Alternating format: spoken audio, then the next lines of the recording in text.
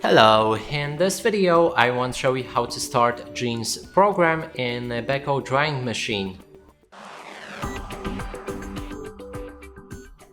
To do this, first we'll need to pick the program and it's located right here.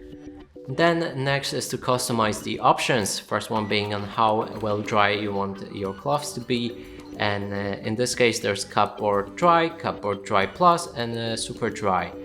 Then we have the light that we can activate or deactivate. It will enable or disable LED lamps inside your drying machine. We can also activate or deactivate the alarm notification. That means when the program is finished, you will receive a notification on your smartphone. There's also lower temperature, it's not available.